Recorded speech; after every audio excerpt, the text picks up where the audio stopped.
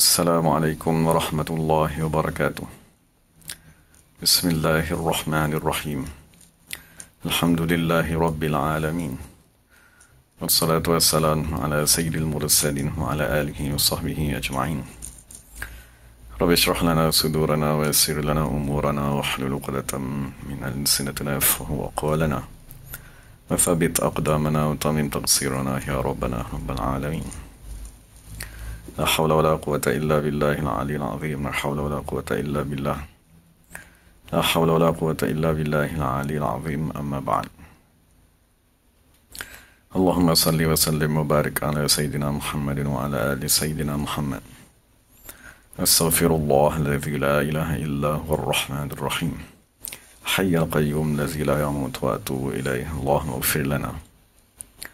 Alhamdulillah, kita bersyukur kepada Allah Subhanahu wa taala dapat sama-sama dalam pengajian tafsir surah Tabarak.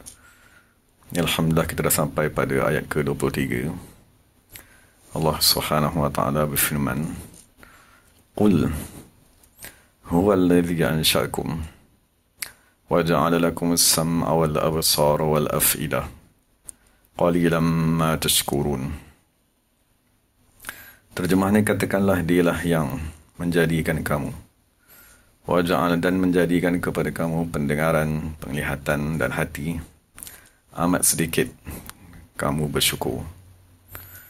Jadi ini ayat ke-23, kan, setelah Allah Subhanahu wa taala menyatakan sebelumnya tentang manusia yang berjalan di atas mukanya dibandingkan dengan manusia yang berjalan di atas sirat mustaqim. Ada persoalan yang kita boleh bincangkan. Yang pertama sekali ialah, apakah kesinambungan ayat ini dengan ayat sebelumnya? Maknanya setelah Allah Subhanahu wa taala memberitahu ada manusia yang berjalan tersembam ke hadapan, berjalan di atas mukanya sendiri, maka dalam ayat ke-23 ni Allah ingin memberitahu kepada kita mengapakah manusia tersebut ditimpa dengan musibah sedemikian. Maka jawapannya ialah kerana dia tidak menggunakan panca indera yang Allah Ta'ala nyatakan dalam ayat ke-23 ini sebagaimana difardukan ke atasnya. Bahkan dia menyalahgunakan nikmat tersebut sehingga dia tadi jauh daripada sirat mustaqim. Iaitu hubungan antara ayat ini dengan ayat sebelumnya. Dan persoalan seterusnya kita boleh bincangkan ialah dalam ayat ke-23 ni, maksudnya Allah Subhanahu wa taala memulakan dengan lafaz Qul, yang bermakna katakanlah.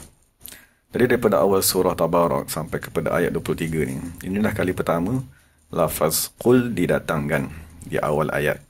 Jadi kita akan bincanglah beberapa faedah daripada lafaz Qul yang bermakna katakanlah, wahai Nabi Muhammad sallallahu alaihi wasallam, kepada mereka. Jadi dalam tafsir ada beberapa sudut yang kita boleh bincang. Mengapakah lafaz Qul ni dinyatakan di awal sesetengah ayat di dalam Al-Quran?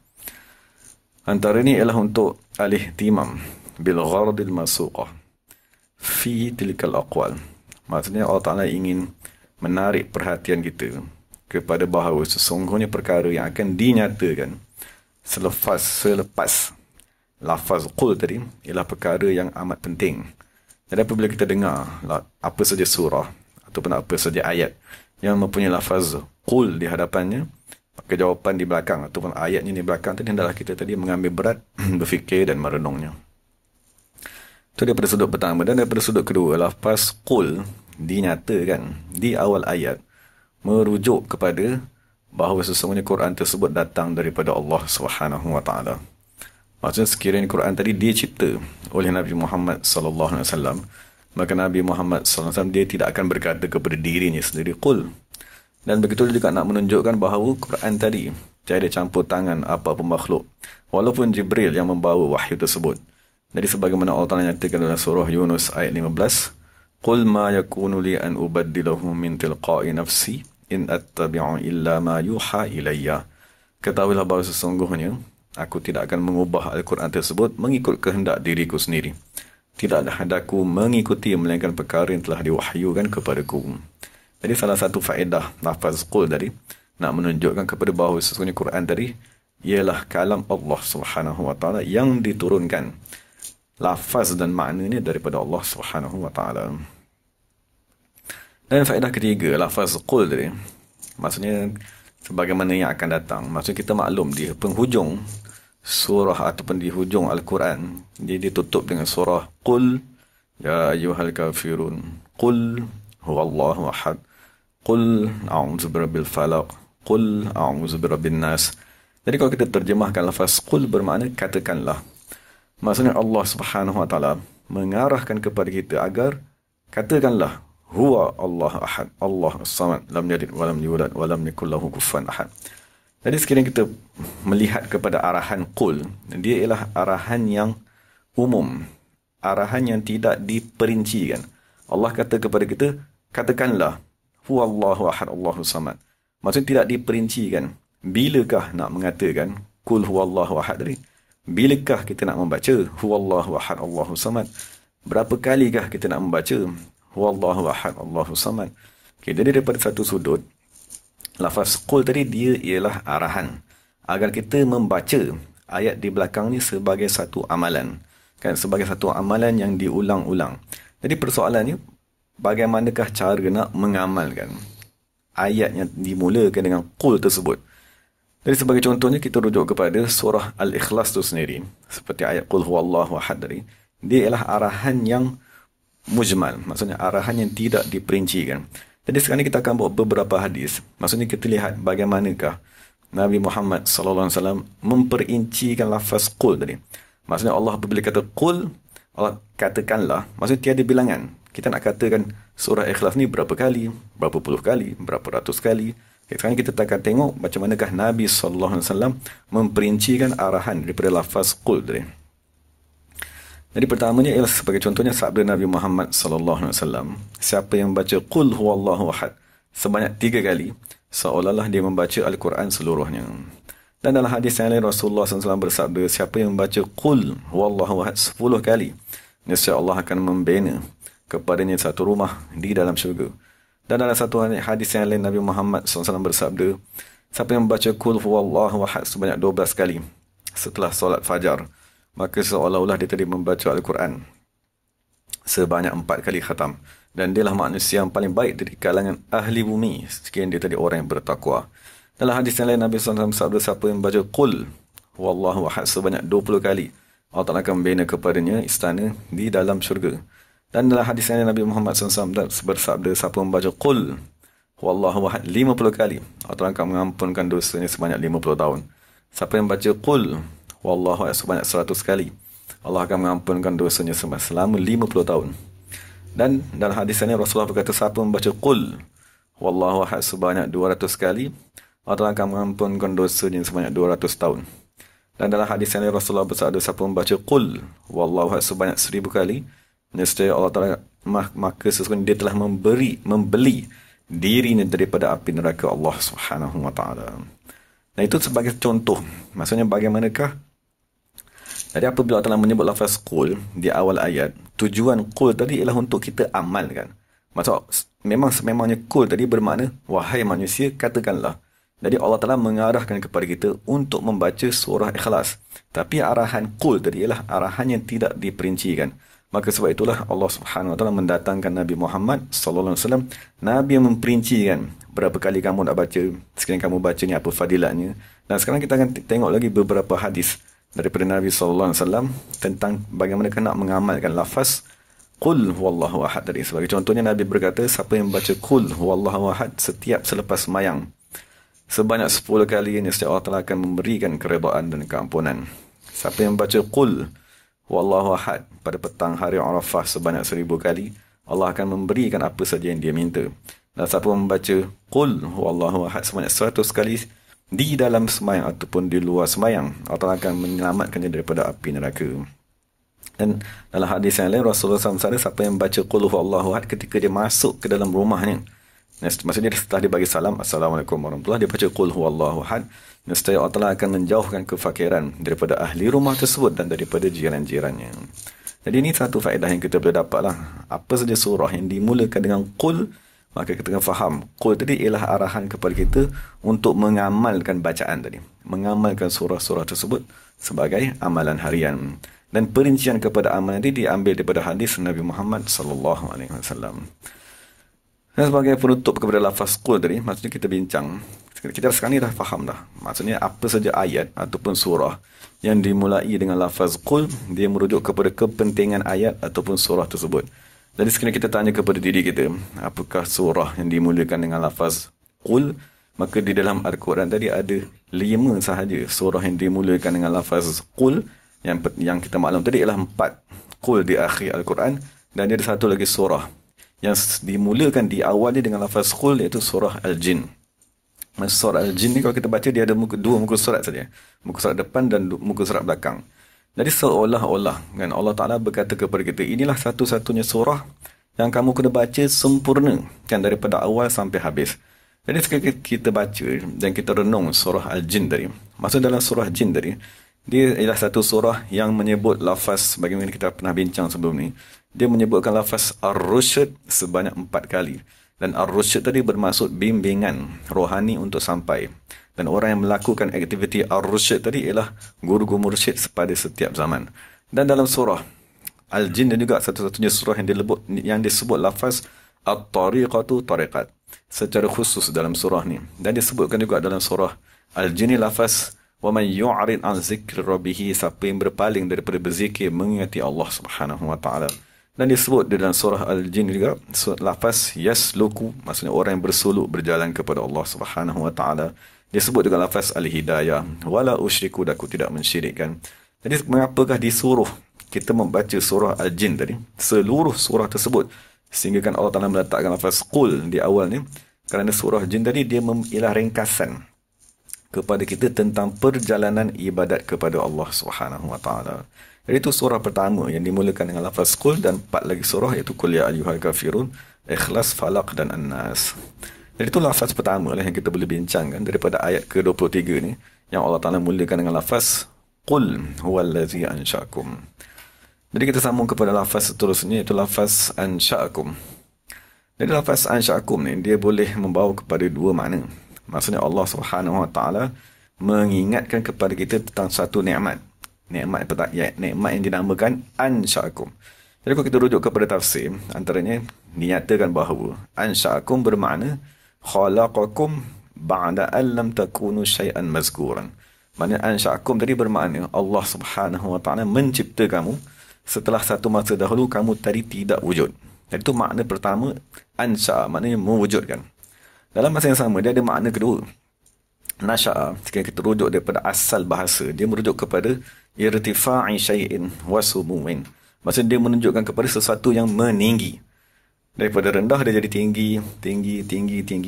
Jadi sekarang ni, sekiranya kita lihat pada diri kita, kan, semasa kita lahir, ketinggian kita ada yang rendah, kan.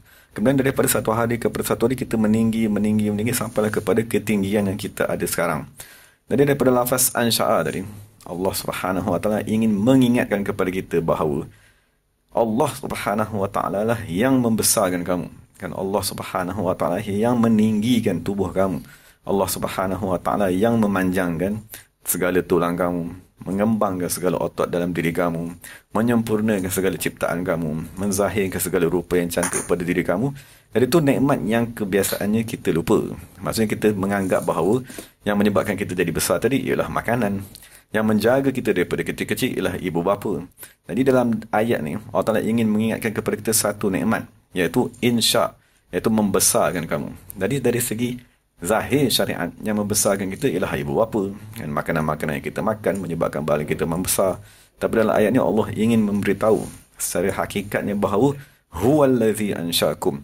Dialah Allah Subhanahu wa taala yang membesarkan kamu. Dan itu satu nikmat yang kita lupa, kan. Macam kita mungkin bila kita makan, kita rasa makan ialah satu nikmat. Kan apabila kita dikurniakan dengan barang, kenderaan, rumah, pakaian, harta benda, kita rasa itu satu nikmat. Tapi satu nikmat yang mungkin kita lupa ialah pembesaran diri kita tadi. Rambut kita semakin panjang. Maksudnya apa saja yang membesar dalam diri kita ni, itu termasuk di bawah lafaz ansha'a, yang perlu kita renungkan, yang perlu kita syukuri. Dan setelah Allah Ta'ala menyatakan lafaz ansha'a, kemudian Allah Ta'ala berkata, وَجَعَلَ لَكُمُ السَّمْعَ وَالْأَبْصَارَ وَالْأَفْئِدَةَ. Allah Ta'ala menjadikan kepada kamu, maksudnya lafaz lakum tu, kepada kamu secara khusus, wahai manusia, as-sam'a wal absara wal afidah. Pendengaran, penglihatan, dan akal fikiran. Tadi daripada lafaz lakum ni, kalau kita buat ayat yang biasa, kita akan kata, contoh sebagai contoh, apabila kita buat ayat, kita akan kata hadiah ini bagi kamu. Macam kita akan sebut subjek tu dulu, kemudian kita akan sebut cerita ni di belakang. Tapi dalam ayat ni Allah telah menyebut lafaz lakum tu terlebih dahulu. Seolah-olah Allah kata, hanya bagi kamulah pendengaran, penglihatan dan akal fikiran.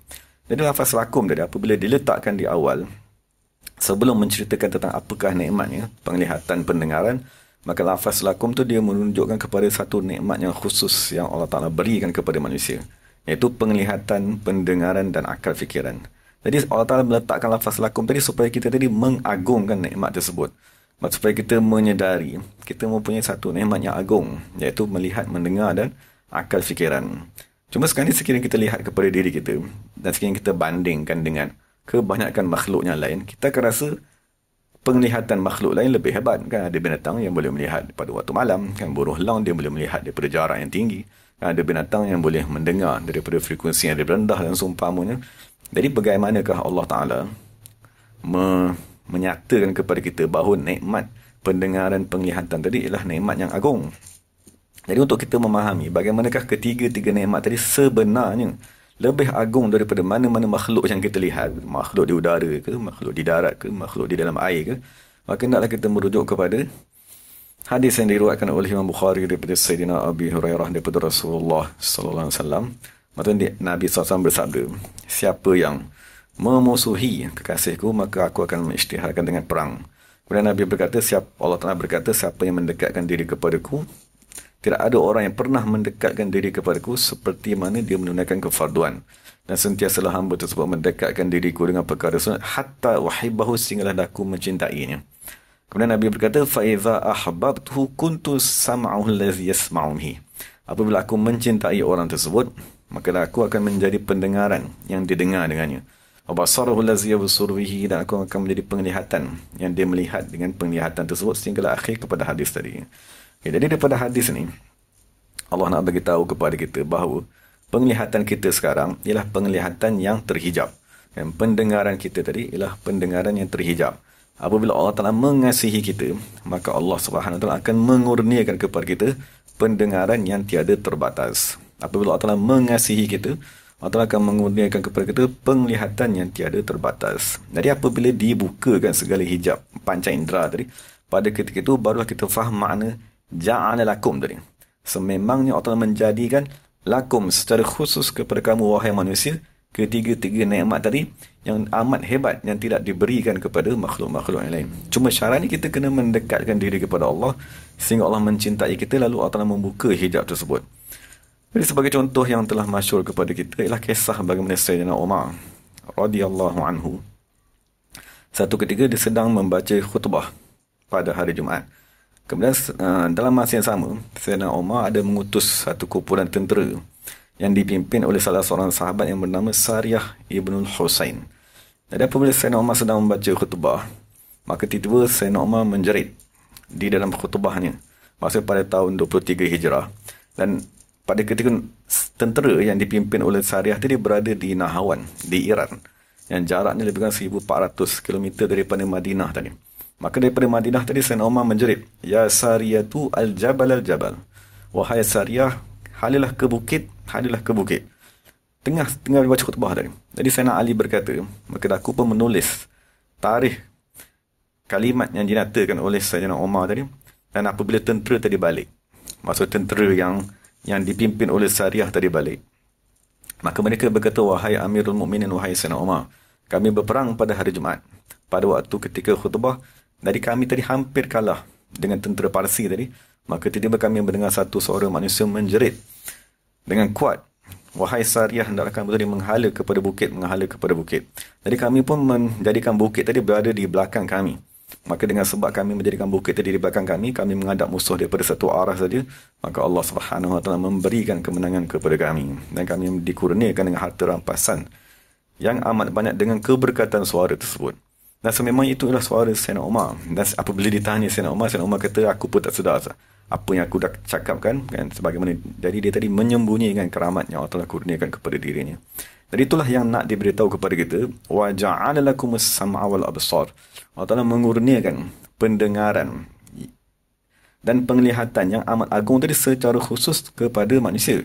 Tapi disyaratkan ialah manusia-manusia yang dikasihi oleh Allah Subhanahu wa taala. Kemudian setelah kita bincangkan lafaz lakum tadi, Allah Taala menyebutkan kepada kita 3 panca indera.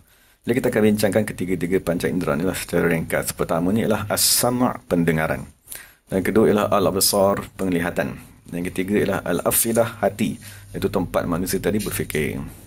Jadi sekarang kita mungkin fokus kepada as-sam' sajalah supaya kita tadi dapat mengambil iktibar dan dapat merasai keagungan nikmat pendengaran tersebut. Jadi sesungguhnya manusia tadi kita dah mula mendengar semenjak kita berumur di dalam perut ibu kita pada bulan yang kelima lagi. Dan dinyatakan bahawa manusia lah satu-satunya makhluk yang mula mendengar di dalam perut ibunya. Maksudnya daripada bulan kelima kandungan dia dah mula mendengar. Ataupun makhluk-makhluk lain, dia hanya mendengar setelah dia tadi dilahirkan.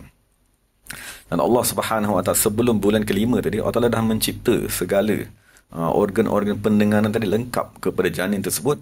Dan apabila ditiupkan saja roh, maka janin tadi dah mula mendengar. Pertama sekali yang dia dengar ialah degupan jantung ibunya. Dan dinyatakan bahawa juga kurniaan pendengaran kepada kita ni adalah satu sifat panca indera yang tidak pernah tidur. Maksudnya kalau kita tidur sekalipun, mata kita tidur, kan, tangan kita tak bergerak, kaki kita tak bergerak, tapi telinga dia tidak akan tidur selama-lamanya. Maksudnya dia adalah satu panca indera yang bekerja selama 24 jam. Dan satu lagi kelebihan pendengaran ni, dia dapat menangkap bunyi daripada 360 darjah, depan, belakang, kiri, kanan dan atas dan bawah semuanya. Dia berbeza dengan penglihatan. Kita hanya boleh melihat ke hadapan saja, kan, dan kita boleh berbeza dengan dan begitu juga penglihatan, dia memerlukan kepada perantaraan cahaya. Maksudnya sekiranya kita duduk dalam gelap, kita tak boleh melihat. Dia berbeza dengan pendengaran, dia boleh berfungsi, kan, 360 darjah kepada semua arah, sama ada dalam keadaan gelap ataupun keadaan yang terang. Dan nyatakan juga bahawa pendengaran kita tadi dicipta dengan satu cuping telinga je lah yang memelihara, yang takkan terkesan. Cuping telinga kita ni daripada sejuk, kan, daripada panas, matahari dan racun tidak boleh memudaratkannya. Dan Allah Ta'ala menciptanya untuk memelihara suara yang masuk. Sekiranya suara tadi kuat, dia akan perlahankan, dan sekiranya suara tadi perlahan, dia akan kuatkan. Dan salah satu faedah pendengaran ni yang Allah Ta'ala ciptakan kepada manusia ni, dinyatakan dalam tafsir bahawa pendengaran ialah salah satu hubungan yang paling kuat antara manusia dengan dunia. Maksud sekiranya kita nak memutuskan hubungan kita dengan dunia, maka hendaklah kita tadi mengelakkan diri kita daripada mendengar apa sahaja bunyi. Jadi sebagai contoh ni nyatakan, apabila Allah Ta'ala ingin menjadikan Ashabul Kahfi tadi tidur pada masa yang panjang, Allah Ta'ala menyatakan dalam Quran, فَضَرَبْنَا عَلَىٰ آذَانِهِمْ فِي الْكَهْفِ سِنِينَ عَدَدًا. Maka kami tutup di atas telinga-telinga mereka di dalam gua tersebut tahun-tahun yang amat panjang. فَنَامُوا بِلَا إِزْعَاجٍ. Maka mereka tadi pun tidur, kan, dalam masa yang amat panjang, dan hilang, kan, hubungan mereka dengan dunia tadi. Maksudnya mereka boleh duduk diam, kan, beruzlah, meninggalkan dunia dalam satu tempoh masa yang lama. Jadi daripada situ kita faham, kan, apabila kita tadi duduk Nabi Muhammad SAW, kenapa dia tadi menjauhkan diri daripada kota Madinah untuk mengelakkan bunyi dan untuk mengelakkan suara manusia. Jadi dia tadi naik kepada Gua Hira beribadat kepada Allah Subhanahu Wa Taala. Maka sebab itulah juga apabila ada orang sedang beribadat, seorang tengah semayang, kan, ataupun orang sedang baca Quran, orang tengah berzikir, maka kita amat dilarang membuat apa saja bunyi-bunyian. Kerana bunyi, walaupun bunyi pintu, bunyi ketuk, atau bunyi tapak kaki, atau bunyi berjalan, kerana bunyi tidak akan mengganggu orang tadi. Maksudnya orang tadi sedang memfokuskan diri ni kepada batinnya, kepada hubungannya dengan Allah. Tapi dengan apa saja bunyi yang dia dengar akan menariknya semula keluar kepada dunia. Iaitu hubungan yang amat kuat antara pendengaran dengan dunia tadi. Yang terakhir sekali, kita dapat lihat bahawa segala maklumat-maklumat, terutamanya maklumat yang amat susah, kan, maklumat-maklumat ketuhanan, kan, maklumat-maklumat ilahiyat, kan, akidah dan seumpamanya, kesemuanya dibuat dalam bentuk tulisan. Maksud sekarang ni, pendengaran dia boleh menyampaikan kepada kita maklumat dengan lebih sempurna berbanding dengan gambar. Maksudnya kita mungkin boleh nampak gambar kereta, kan? Tapi kita tak boleh menerangkan tentang kereta tersebut. Tapi kereta tadi kita boleh terangkan kepada orang dengan tulisan. Kita boleh tulis begitu banyak sekali cerita tentang kereta tersebut walaupun tanpa gambar sekalipun. Jadi sebab itulah kita faham bahawa maklumat melalui suara yang dipindahkan kepada tulisan boleh menyampaikan maklumat yang lebih jika dibandingkan dengan gambar. Gambar dia boleh menjelaskan sesuatu benda, tapi keterangan tentang sesuatu benda dia memerlukan kepada suara. Dan suara tadi dipindahkan kepada tulisan. Maka sebab itulah ulama radhiyallahu anhum mereka menulis kitab. Kan begitu banyak sekali kitab kepada kita, dan kitab bukan gambar. Kitab tadi ialah tulisan perkataan mereka, dan perkataan tu sekiranya kita baca dia akan jadi suara. Jadi seolah-olah mereka bercakap kepada kita. Imam Ghazali, bila kita baca buku dia, seolah-olah dia sedang bercakap kepada kita dengan suaranya. Walaupun kita pejam mata, kita sekarang sedang mendengar Imam Al-Ghazali radhiyallahu anhu bercakap kepada kita. Dan percakapannya kepada kita itu akan menyampaikan ilmu yang lebih dibandingkan dengan gambar. Itu kelebihan pendengaran. Dia adalah salah satu medium perantaraan untuk memindahkan ilmu yang paling sempurna sekali kepada manusia. Jadi sebab itulah kita kena mensyukuri kan nikmat as-sama' tadi, pendengaran yang Allah Taala kurniakan kepada kita.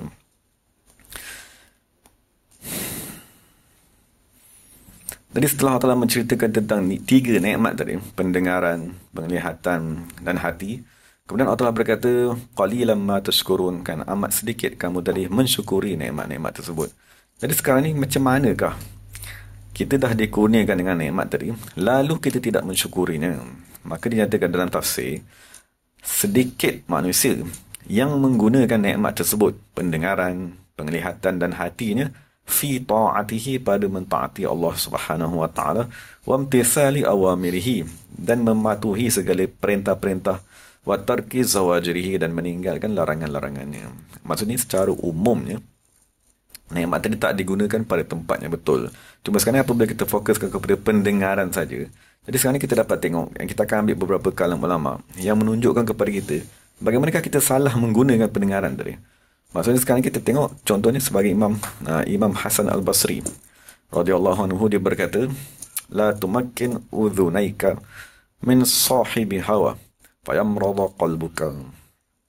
Maksudnya kata, jangan sekali-kali kamu membiarkan telinga kamu mendengar percakapan-percakapan ahli bid'ah, mendengar percakapan orang yang cinta kepada dunia. Jangan sekali-kali kamu mendengar percakapan orang yang membawa akidah yang bercanggah dengan ahli sunnah wal jamaah, fayamrad, maka dia kata hati kamu akan ditimpa dengan sakit. Inilah keadaan di mana kita tak menggunakan telinga tersebut dengan cara yang betul.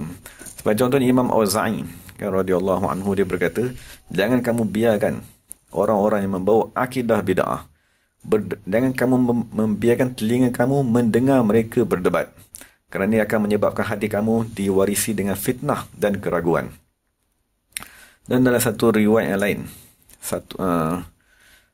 Sa'id ibn Amir, dia berkata, aku mendengar datukku berkata, satu ketika dua orang lelaki masuk menziarahi Ibnu Sirin, dan kedua-dua orang tadi ialah orang yang membawa akidah yang selain daripada ahli sunnah wal jamaah, maksudnya ahli bid'ah dan ahli ahwa, maksudnya mereka mengikut hawa nafsu. Jadi kedua-dua orang tadi berkata, wahai Ibnu Sirin, kami ingin membacakan kepada kamu satu hadis. Maka Muhammad Ibn Sirin kata, tidak, diam. Pernah dia kata, tak apa, kami akan ingin membacakan kepada kamu satu ayat daripada kitab Allah Subhanahu wa taala. Maka Ibn Sirin kata, tidak, diam, jangan sekali-kali kamu bercakap. Jadi akhir kali Ibn Sirin berkata, sama ada kamu berdua bangun pergi daripada sini, ataupun aku yang akan pergi meninggalkan kamu.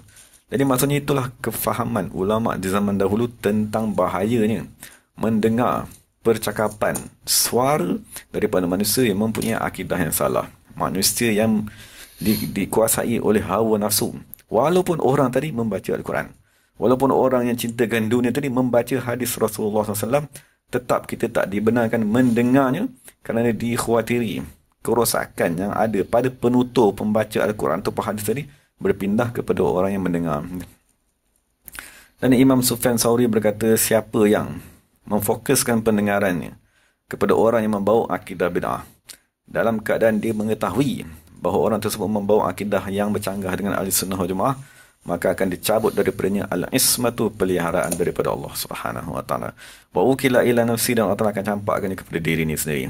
Maksudnya dia tidak akan menerima peliharaan. Maksudnya malaikat yang menjaga hatinya, kan, malaikat yang menjaga akidahnya akan meninggalkannya, tidak akan mempedulikan, kerana dia tadi mendengar kepada orang yang membawa akidah yang salah. Jadi itu salah satu cara ataupun salah satu keadaan bagaimanakah nikmat pendengaran tidak kita gunakan dengan betul. Dan pada hari ini perkara tersebut amat bahaya. Kan, sebab kita mendengar pelbagai suara daripada manusia, sama ada bacaan Al-Quran, ceramah, kuliah sebagainya, perdebatan ataupun forum dan sebagainya. Maka hendaklah kita tadi mengetahui siapakah orang yang bercakap tadi, dan sekiranya mereka tadi membawa akidah selain daripada ahli sunnah wal jamaah, maka jangan sekali-kali kita dengar, walaupun dengan alasan kita nak mengetahui apakah ajaran mereka, ataupun kita nak nak mengelakkan daripada diri kita terikut ajaran tersebut. Kerana dengan semata-mata mendengar saja akan menyebabkan seorang tadi ditimpa dengan musibah. Dan persoalan seterusnya ialah setelah kita mengetahui 3 nikmat ataupun 4 nikmat tadi. Pertama tadi ialah nikmat pembesaran tubuh badan kita. Kemudian panca indera penglihatan, pendengaran dan hati tadi. Maka sekarang ini timbullah persoalannya. Kerana Allah Taala mengatakan di akhir ayat tadi, kamu amat sedikit bersyukur kepada nikmat yang telah aku berikan. Jadi persoalannya bagaimanakah kita nak bersyukur dengan nikmat yang ada pada diri kita. Kerana kita mengetahui, kerana Allah Taala berkata, wala in syakartum la azidnakum. Kalau kita bersyukur, Allah Taala akan menambahkan kesempurnaan nikmat tersebut. Allah Taala kata, wala in kafartum, sekiranya kamu tadi mengkufuri, inna azabi lasyadid, sesungguhnya siksaanku amat pedih. Jadi kita minta lindung daripada Allah Subhanahu wa taala. Jadi untuk mensyukuri nikmat-nikmat yang dinyatakan tadi, nikmat Allah Taala membesarkan badan kita, membesarkan jisim kita, membesarkan tubuh badan kita, dan nikmat panca indera tadi, maka kita boleh bahagikan cara bersyukur tadi kepada 3. Pertama ialah bersyukur dengan lidah, dan kedua bersyukur dengan anggota badan, dan yang ketiga ialah bersyukur dengan hati, qalbun tadi. Jadi untuk kita tadi bersyukur dengan lidah, kan, sebagai contohnya daripada Abi Saleh rahimahullah taala, dia berkata, tak kala Adam tadi turun ke bumi, maka Nabi Adam alaihissalam, dia terpaksa bekerja, kan, bercucuk tanam dan seumpama ini, dan pekerjaan tersebut menyebabkan dia tak dapat bertasbih bersama-sama dengan malaikat yang dekat dengan Allah Subhanahu wa taala. Lalu Nabi Adam alaihissalam berkata, wahai Allah Subhanahu wa taala, jika kamu ingin, nescaya kamu mengurniakan kepadaku masa yang kosong untuk aku bertasbih dan bertahmid. Maka Allah Subhanahu wa taala mewahyukan kepada Nabi Adam, qul, katakanlah, alhamdulillahi rabbil alamin, hamdan yuwafi ni'amahu wa yukafi'u mazidah.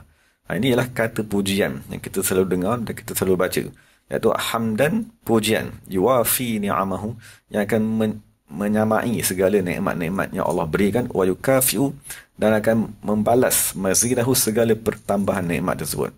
Jadi Allah berkata, sekiranya kamu melakukan sedemikian, kamu baca alhamdulillah rabbil alamin sambung dengan hamdan yuwafi ni'amahu yukafi'u mazidahu, sekiranya kamu melakukan sedemikian, kamu akan melebihi daripada segala makhluk-makhluk yang dah aku cipta untuk bertasbih dan bertahmid. Maksudnya, walaupun di langit dan di bumi penuh dengan makhluk yang bertasbih kepada Allah, tapi sekiranya kita membaca ayat tadi tu, alhamdulillah rabbil alamin hamdan yuwafi ni'amahu yukafi'u mazidah, maka tasbih kita tadi melebihi segala tasbih makhluk-makhluk lain yang Allah ciptakan. Maka kita disunatkan membaca tasbih tersebut 3 kali, kan. Dibacalah di waktu pagi 3 kali ataupun di waktu malam 3 kali. Dan dalam satu riwayat lain, Nabi Muhammad SAW bersabda, siapa yang berkata ketika waktu pagi, Allahumma ma asbaha bi min ni'matin aw bi ahadin min khalqik fa innaha minka wahdak la syarika lak lakal hamdu wa lakas syukur. Jadi kalau kita baca ayat tadi tu, faqad adda syukra yaumihi, maka sesungguhnya orang tadi telah menunaikan tuntutan kesyukuran pada hari tersebut. Sekiranya dia baca tadi pada waktu malam, maka dia telah menunaikan hak tuntutan bersyukur pada waktu malam tadi. Itu beberapa contoh amalan yang kita boleh amalkan untuk kita tadi bersyukur dengan lidah.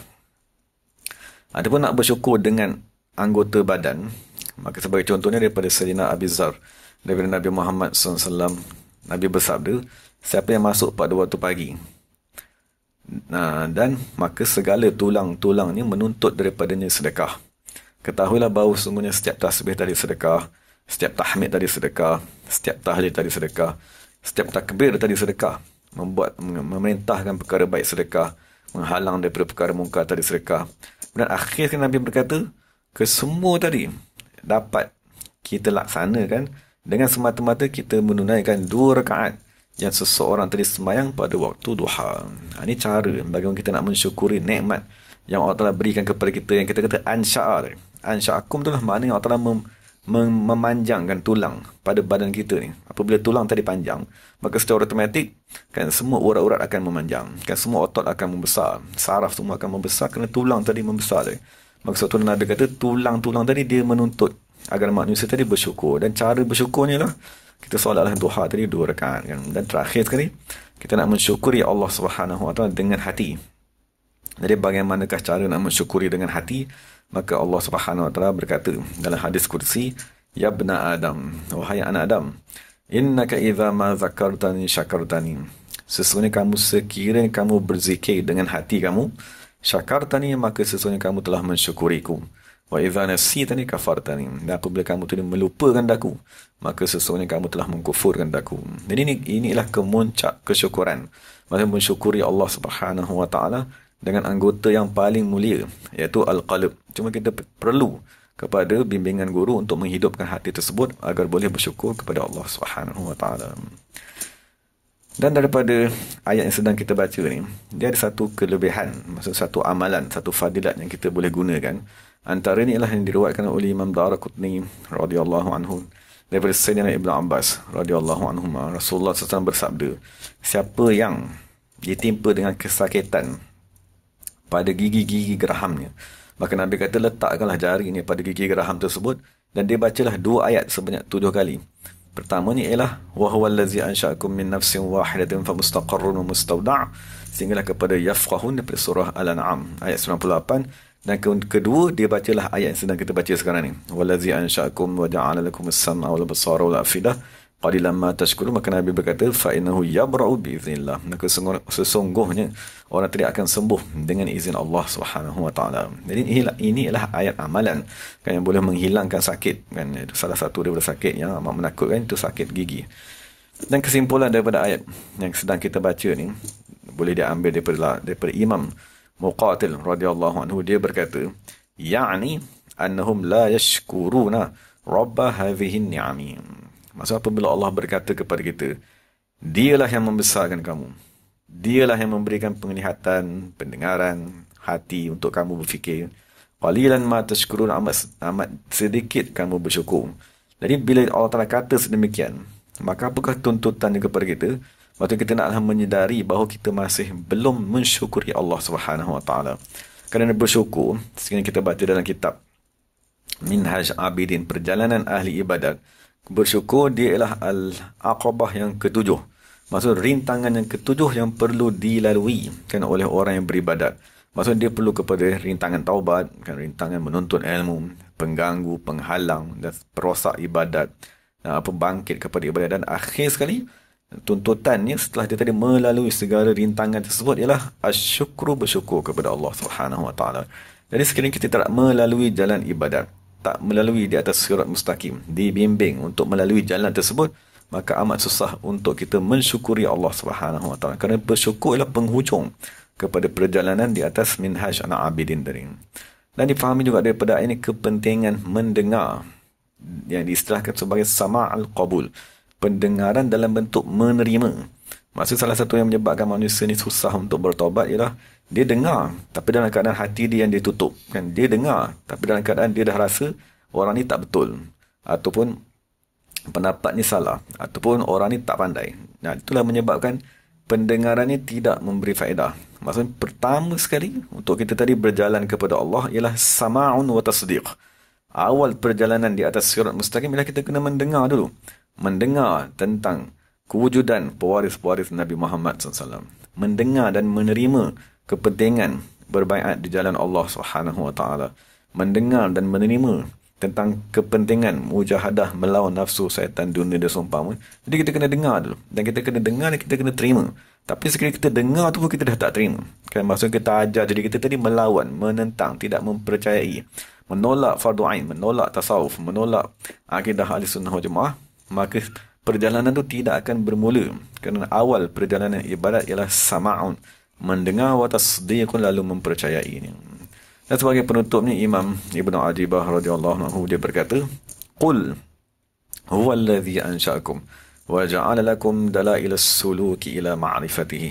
Jadi sebagai makna tersirat daripada ayat ni, seolah-olah Allah nak kata kepada kita, dialah yang mencipta kamu, mencipta rohani kamu, mencipta hati kamu. Maka Allah Subhanahu Wa Taala menjadikan panca indera untuk kamu tadi berjalan ila ma'rifatihi, kepada ma'rifat Allah Subhanahu Wa Taala, agar kamu tadi boleh mengenal Allah Subhanahu Wa Taala di bawah bimbingan al-khabir, manusia yang pakar dalam bidang tersebut. Jadi itu tujuan ialah, maksudnya kenapa Allah bagi nikmat tadi? Kenapakah Allah membesarkan kita? Kenapa Allah memberikan akal kepada kita? Kenapa Allah memberi mata dan penglihatan? Tujuannya ialah supaya kita gunakan nikmat tersebut untuk mengenal Allah Subhanahu Wa Taala. Jadi itu kemuncaknya. Jadi sekiranya dah diberi nikmat, dah diberi penglihatan, pendengaran, tapi kita tak mempedulikan, tak ingin berkenalan dengan Allah yang memberikan nikmat tersebut, maka itulah kekufuran yang sebenarnya. Itulah keingkaran yang sebenarnya. Kerana seolah-olah anak tadi, setelah dibesarkan oleh ibu bapanya 10 tahun, 20 tahun, dia tak gunakan penglihatannya untuk memandang sekalipun kepada wajah ibu bapanya. Atau dia tak ingin mendengar langsung kepada percakapan, arahan ibu bapanya. Itulah keadaan manusia yang tidak menggunakan nikmat tersebut untuk mengenal Allah Subhanahu Wa Taala. Maka mereka tadi dimarah ataupun dimurkai oleh Allah. Sehingga kan Allah Taala berkata, qul, katakanlah kepada mereka, qalilan ma tashkurun, amat sedikit mereka bersyukur kepada Allah Subhanahu Wa Taala.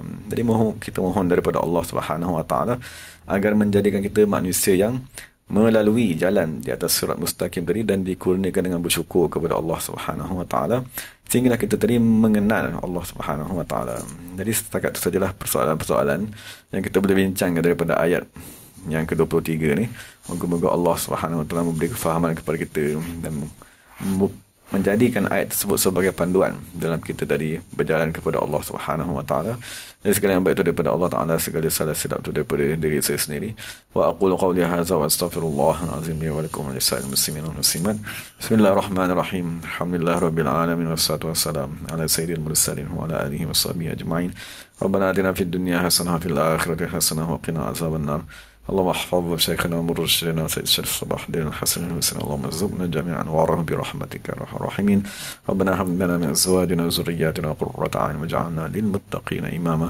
صلى الله على سيدنا محمد النبي الامي وعلى اله وصحبه وسلم، والحمد لله رب العالمين. تقبل الله منا منكم. Terima kasih kepada sahabat-sahabat semua yang mendengar. Moga Allah Taala pelihara kita semua. Jumaatun mubarakatun alaikum jami'an. Assalamualaikum warahmatullahi wabarakatuh.